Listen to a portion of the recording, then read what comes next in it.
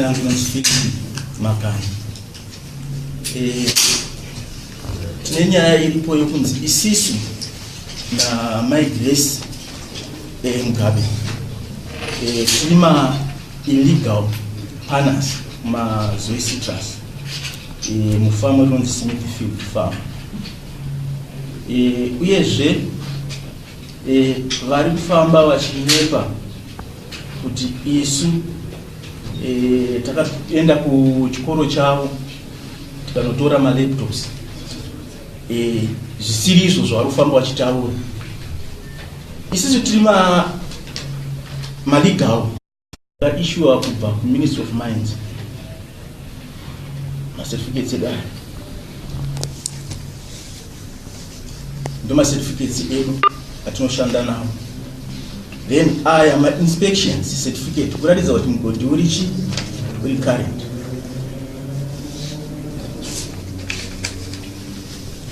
Inini ndiri baba vatori nemhuri. Panzvimbo pandakatanga kupaenda pashanda muna 2000.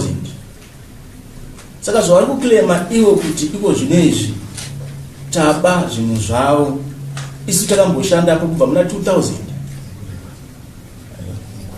nekureba.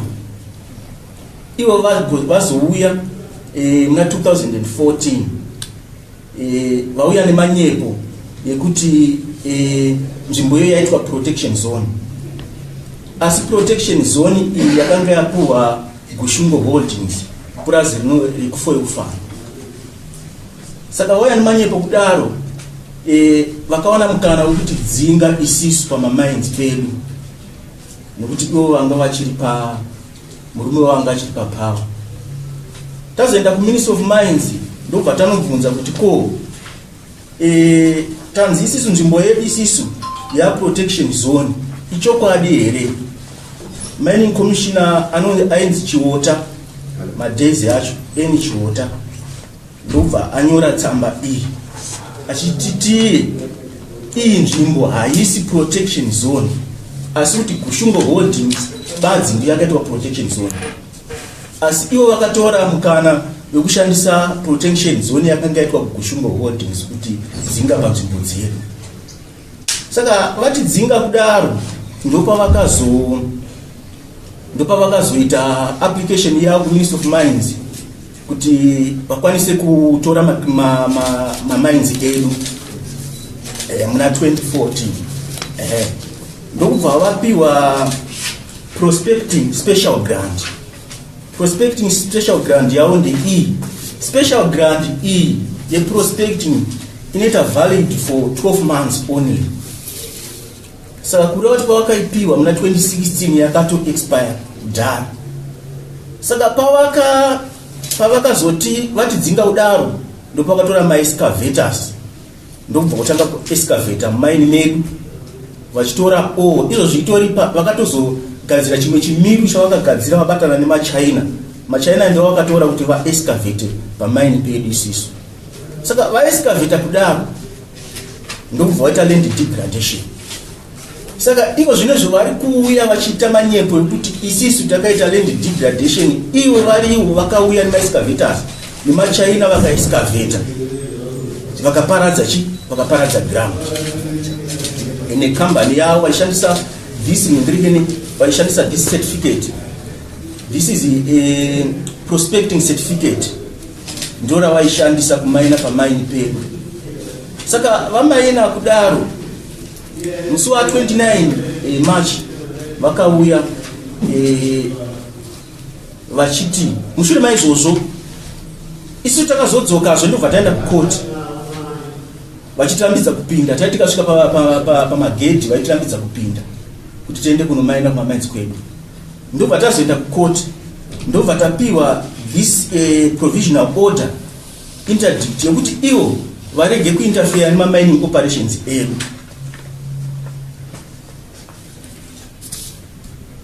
Saka kureva kuti nyaya idzi dzese dziri kucourt jaji anozviziva nyaya idzi kuti ndomamiriro akaita nyaya. Ndosaka akatipa judgment yokuti ivo varege kuinterfere nemamining operations edu.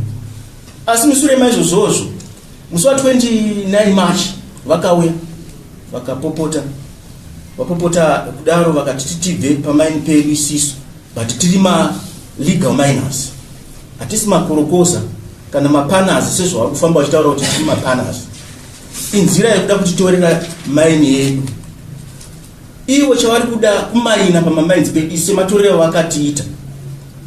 Saka tauya kuno kuti titaure mamiriro akaita kumaini kwedu, mamiriro akaita zvikuitika kumazove, macertificates, marisiti edu totengesa gold yedu kufidelity.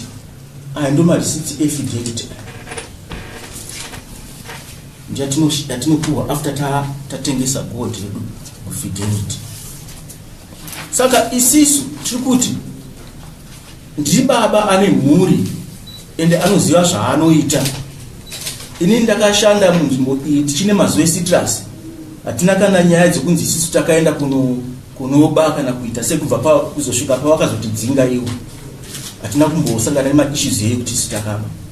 But ivo pavazouya musi wa 29 March vachipopota vachiti tibve panzvimbo yedu isu yatiri kushanda, ndopavakazobvapo ndokubva vaenda kumazuve citrus nemhaka yekuti ivo vakazoimbirwa rwiyo rwaJapresa rwokuti kutonga kwaro gamba, ndio zvakavarwadza.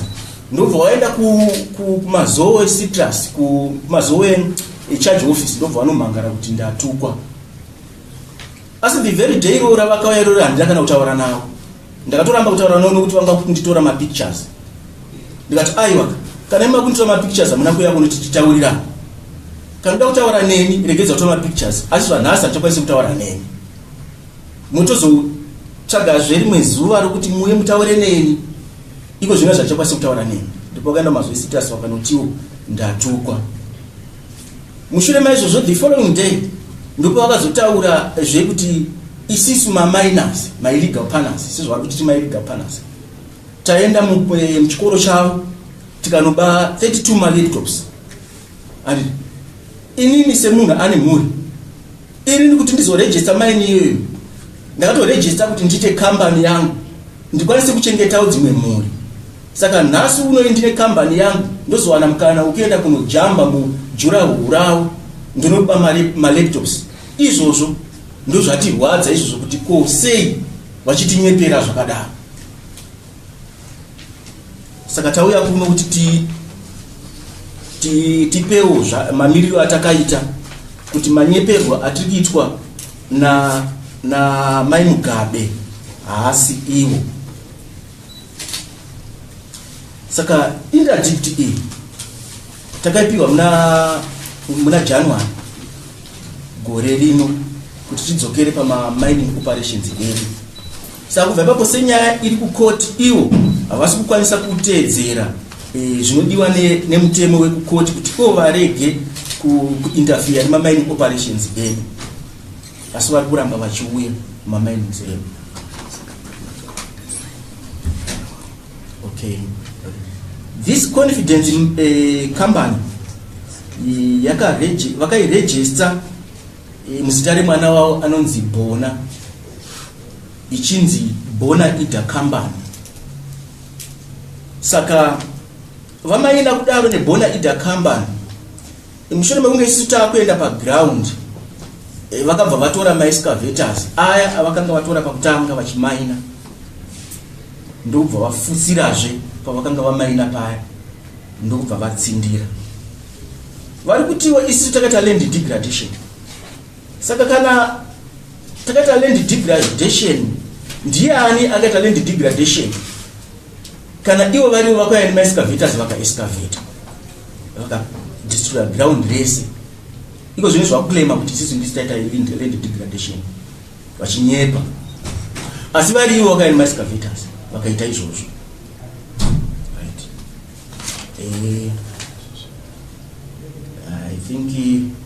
I think ndizvozvo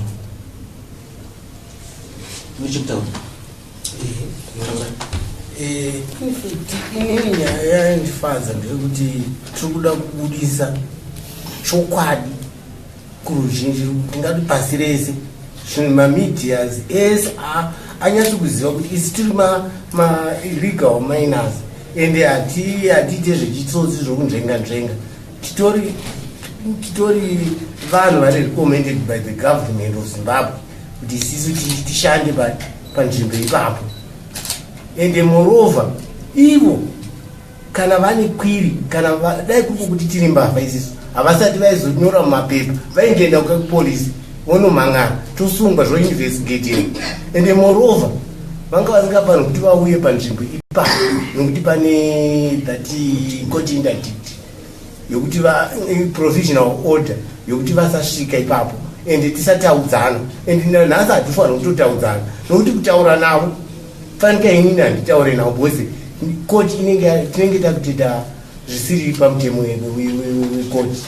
Tofanira kundosangana mukoti ndomatofanira kukwesenana. Ende nhasi futi tatofonerwa tiri pano nomushandi wavo tiri muno mutauni achitoti hanzi muri kupi tizotaura ari pamaini pedu. Hatisi kuzwa kuti tinoda kuti tiite zvinhu chaizvo hatidi. Kana ivo vane kwiri ngavaende kukoti noti kuti vafambe vachinyeba. Kana vane kwiri ngavaende kukoti. Mapurisa ndo basa ravo, makoti ndo basa ravo, noti kuti vakufamba vachingoshaudha sezvavaita futi vachiri mupavo vachishaudha. Nanhasi ndo zvavanongova nazvo. Tendenzi iye handisuzwa kuti ichapera sei. Ende mukadzi muhombe wokuti hafanira kuti tinzwe zvaari kutaura. Saka munhu angogara ane chirwere chake chokuti anongofamba achingoshaudha achiita sei. Saka naisusu tiri kufara nokuti tinoda kuti tibudise. Ende taitoshuvira kuti toita sei kuti vana ZBC vana hameno kuti whatever the case kuti vachaziva sei kuti isi tiri pachokwadi. Dai Ministry of Mines dai kuti tiri maillegal partners taingouya katosunga. Ende court interdict yedu takaita tikasaita mapurisa aiva panzvimbo. Ende vakatoresponda vakati no isisi hatina zvokutaura because zvinhu zvenyu zviri chokwadi. Dai vanga kuchinzi isisu tiri maillegal partners dai vakarwisa mapurisa kuti ayo uri maillegal partners. Ende hatisati takwanisa kuenda kwaikoti kakunoapply that court interdict because tiri maillegal partners. Saka mai Mugabe kana family yokwaMugabe ine chinangwa chokuda kutitorera nokuti chokuti vanoda kuti isisu hatisi kuziva kuti pamwe ende kana tikati purazi racho ravari kuti nderavo vakatisvika tiripo malemons avo avari kuti isisu tiri kuparadza asi avo vakawana aripo ende akatodyarwa tiripo isisu tichiwirirana necitrus. Titori nekoti futi court order necitrus. Ministry of Mines ichiti yanyeberwa futi necitrus vachiti ayo mumunda medu isi toti alright chakatanga chii kuvapo mine neplantation. Ndokwese yatakavabvunza kana Ministry of Mines ndakabvunza Chief Mining Commissioner ndikati chii chakatanga kuvapo mine neplantation. Zvikanzi imine. Ndikati saka chinofanirwa kuti chibve pamusoro pechimwe chii zvikanzi iplantation. Saka handichanzwisisa kuti iye zvino zvavakuda ndezvipi. Haitina kuitanga nhasi nyaya yemugodi wavari kunyebera mumhomo because handisi makurukoza kaisi. Ndatenda zvavo.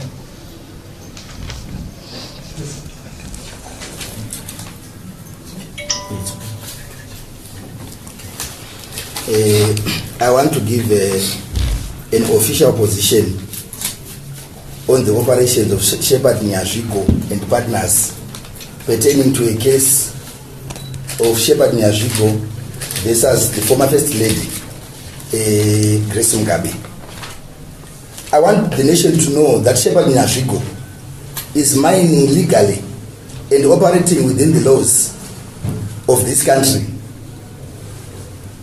These men, they are not illegal miners, as was said by the former First Lady.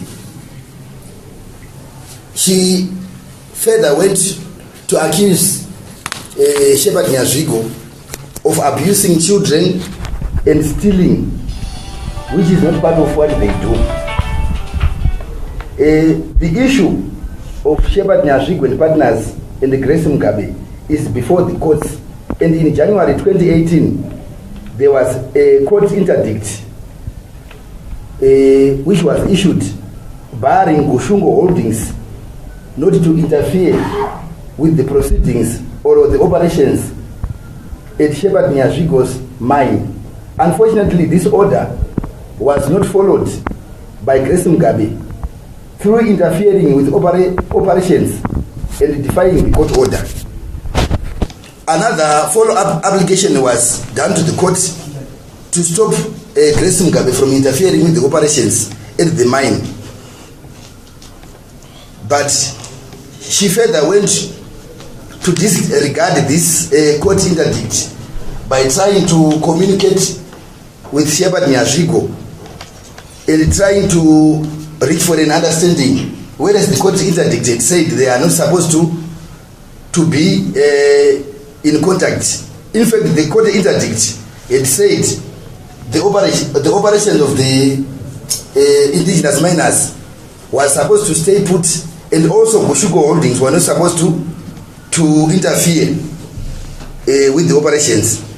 I want the nation to know that Grace Mugabe, through a company called Confidence Mining, which is a company which was used by her daughter Bona, was engaging in illegal activity in that area. In fact, when they said their place was vandalized, the place where these gentlemen are mining is about 5 kilometers from the school. About 5 kilometers. And the issue of stolen laptops was already in the courts. One of the guys was already given a jail term of 2 years. The other one is on bail. $50. $50 bail. So she's just trying to maneuver her way by disturbing the operation of Nyazvigo, Shepherd Nyazvigo and his partners. In 2014, she rushed to get a special grant, which was fraudulently issued, because Gushungo Dairies was not allowed to do mining. So when these gentlemen were mining, she went on to fraudulently acquire a special grant for her to mine. But because of the court interdict, they were told to stop the operations. And she's now accusing Shepherd Nyazvigo and partners that they are rapists and thieves, yet they are law-abiding citizens. So whatever she wants to do, the case is still in the courts. She must just abide by the court order, which is stopping her and her Gushungo mining operations to stop disturbing whatever is being done by this gentleman. I thank you.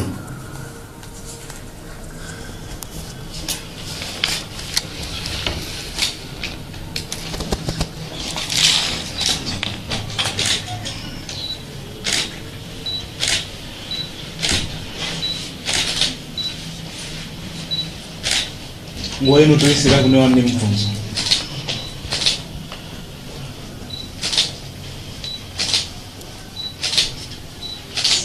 Maite mfunzo wangu ndio kuti avo vakapfeka maboniboni zita ravo vanonzani uye vanobata chigaro chipi kumanya. Andonzi Milton Nyazvigo, ndiri mwana wa Shepherd Nyazvigo.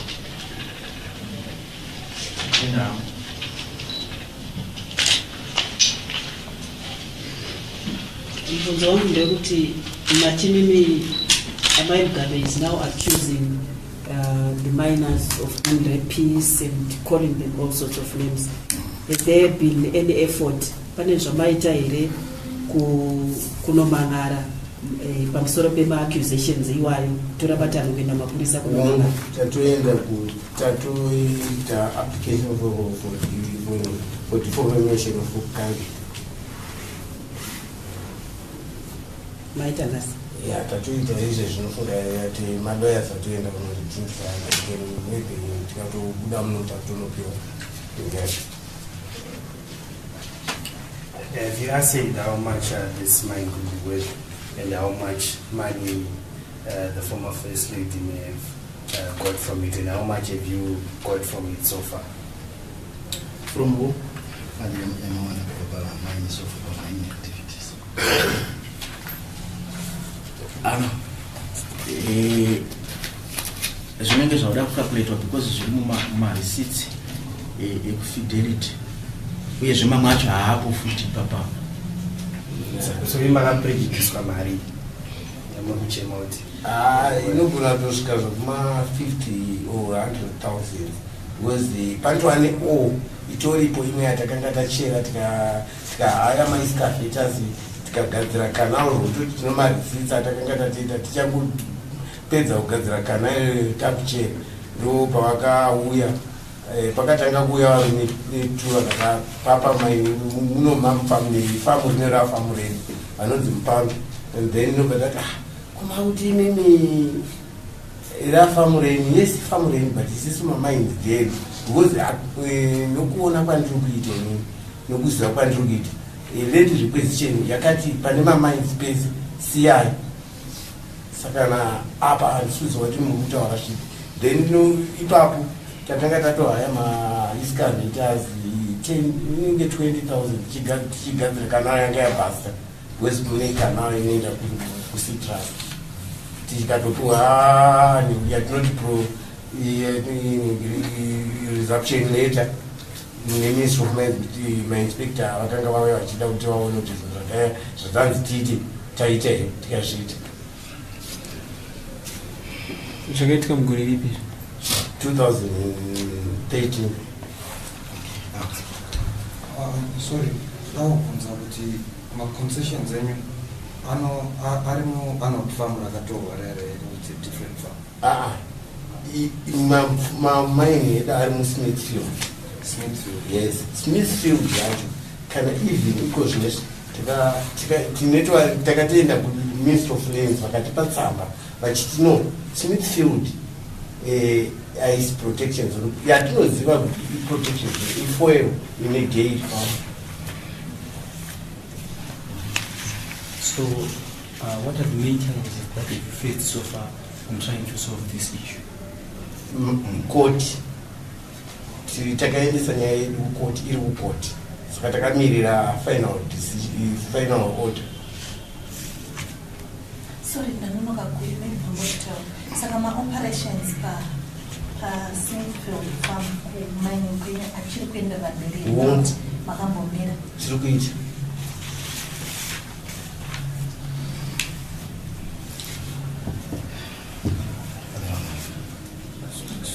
Sorry.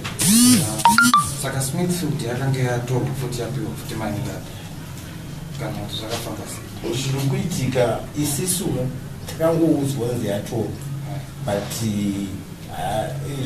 kuti tione kuti vane offer letter here kana kuti that's why takazoenda kuministry of ndakaenda kuministry of lands nobva kuministry of lands legal advisor akati no tiende kunoita patakadzingwa tikanzi itai spoliation order but spoliation order yacho takaendesa kukoti but yaingova yakagarirwa because papasina vamunhu aida kuitina kana mapurisa kana ministry of mines tondoona vamwe nemamwe maclaims akatofofita through kuti vaitotya kuti vainspecte kutera tisingatauri kuti vanga vasina mari but vaiva nemari vachirambirwa kuti vatere because yanga zvazvichityisa. Nachida kubvunza kuti mune here chekuita nematongerwo enyika kana kuti maine nyine here chekuita nawo munangagwa semaizemba songwe kuti kutonga kwaro inongoimbwa kana wamunangagwa achiri atenda mapedzi? Aiwa iye songo yakaimbwa mushure mekunge ivo vati ivo inini ndiri mai venyu vakomana ndipo vakati kwete imimi hamusi mai venyu amai venyu vana venyu vari kupi vari kumba kwenyu saka ndo pavakazenge vakuimba ipapo. In fact nyaya chacha yaitika ndeyekuti because she was given the protection order yepagushungo dairy nepachikore pamazowe, she was now just using the muscle, political muscle yekuexpropriate vanhu vanga vari masurrounding farms anga aripo. There were so many miners manga aripo who were unable to go further nema-mines avo because they were now threatened one way or the other. zvekuti kune farm kune mine nepane protection zone yacho is about 5 kilometers away. More than for your farm. Nepati inotosvika kuma 10 kilometers. Nokuseri. Ndotenda. Mubvunzo wangu ndewekuti kubva muna 2014 kusvika pamazodzoka apa Grace Mugabe anga atora mari yakawanda sei in terms of fraud? Akatora mari yakawanda nokuti paakangotibvisa papo akabvaisa maexcavators aitransporta kubva ipapo kuenda kunonzi kutennis tamba. Then iko zvinezvi aisa miru yake nenhingiri necompany inonzi Confidence Company vakazocreata bomi ravo rokugaya matombo, vakatakura maozi, mamwe acho vakagaya, mamwe acho vakatadza kuapedza. Izvozvi atoripo pamiru pacho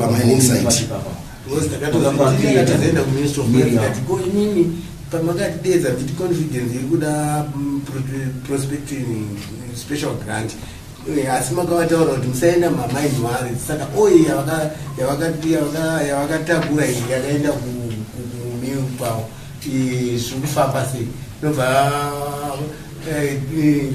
mining director akati no, nobva vadedza vakatouya vakanzi kotaka kuti endai munomaina pamamainzi evaridzi zvikazaiwa kwete. And firstly pasati patodaro akatanga kuuya ndiRussell mwana waGrace Mugabe, ndiye akatanga kuuya nevarunga vanonzi Collins nekamwe kamurungu, so vari 3 uri usiku. Ndofunga ndakafonerwa ndiri kuno kumba ndakatorara, ndobva ndaenda kumazowe ndikati takatienda tesa tiri2 tikasvika pamazowe. Ndobva tasvika zvikanzi nemapurisa tikati pane vanhu vasvika kumaini kwedu vakutomaina usiku. Ndobva vaenda mapurisa, vakaenda vega mapurisa first, ndobva vasvika uya zvikanzi ndobva vatya, ndobva vangunoona, ndobva vatodzoka vaona rase. But inini takatorara pamazowe makuseni, ndobva ndazodhiraivha motokari yangu ndikasvika pamaini inini, ndobva ndaona Russell ndikati ko aufa zvikanzi tauya tiri kutomaina mufamu medu. Tati aiwa kana munyange muri mufamu menyu, chinhu chinokuratidza kuti mune kodzero yekumaina chii chamungatirakidza. Ndobva akatiraya kuda kunegosheta neni kuti nochingorega titakurei yatari. Ndikati aiwa mutemo wenyika haubvumiri zvauri kuda kuti ndiite. Inini ndikaonekwa ndichikubvumidza izvezvo ndinosungwa ndatokona izvo, saka handibvumiri. Nobva akanditeera nofunga kusvika kubrurisha chingoninyengetedza ndichiti no, that is not it, ndichiramba. Ndo zvimwe zvinhu zvokuti zvinhu zvinotirwadza. And veConfidence vacho vakatozouya futi tiri kuMinistry of Mines vachiti aiwa ngatibatane, vachituma vanhu kuti ngatibatane timaine tese. Tichiti aiwa but alright, kana kechi ikagara akangonhonga akaisa muhomwe zvake tinonomhangara kunani. Iye zvino kana zvimwe zvese zvatiri kumhangara zviri kutadza kuita. So 4 years this is what is your first press conference yamaita since 2014 masotudza onyika nhasi? Kuti aita takatodedzwa, nofunga tatiri 16 miners takadedzwa kushungo kujairi zvikanzi kana tikangonzwa kuti maenda kumasocial media kana kudii inforate nana mupambi nanhari. Makazowana Confidence pakapinda new president? Aiwa takatoendesa kukoti, hatina kumira, takaenda kukoti, but majudgment edu toti nawo mamwe acho, but anga asingashandi. Mandimupambi nanhari apa nyaya ndeyaGrace Mugabe vanga vari manager na secretary office ivavo ndende ndo vaitotumwa vacho, ndo vanhu vacho vakatotora futi yedu ivavo. Maclaims edu it's almost 25 maclaims. 25. So maclaims one claim rega rinenge saka matimai kwaiva nemaminers 16 altogether. Vamwe varipi vakabva varama? Variko, but isisu vari kutofolowa isisu, but isisu takanga tangisawo mapepa edu tiri tega, because haungati uenda kumba kwomunhu kuti uya tiite zvakati, but iko zvinoze vari kutouya vamwe vakatopinda patakangopinda isi tobva towanawo mukana wekupinda but pavane shungu napo ndopedu isi nokuti kumotesa kune vamwe avo kana kumanana manzou pedu ipapo ndopane popo imunofunga kuti chii chiri kusakisa kuti padiwi takagona kusafara pamakasadhaya makaona kuti pari wemari ipapo chinonesa ndechekuti I can say asi kuti nditaurire world hazvikwanisa kuquantifya kakutsikoma do you know the whole skin of the heart is not rubbing into the skin of the stranger. Yeah, izvizvo hazvitaurwi pamunhu.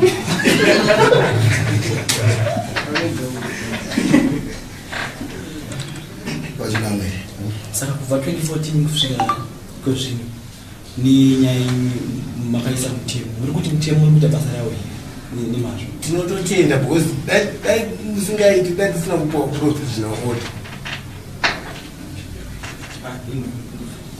Takutsinidzira pamubvunzo wake kuti mutemo vabaiti vemutemo vaigona kubva kudhara here pamakatanga pacho kana kuti zvakunyanya kufamba pachinja hurumende zviri kuitika vaigona but hapana zvavaita kana ukanziwe ukangeune something ukanzifamba uchienda wakateerwa nepfuti uyu unongoitwa semombe yakasungwa mukaro hesitation first days of course vaiaplya judiciary system yedu ida kuchinja asi kuti hapana munhu azvinoactiona une order.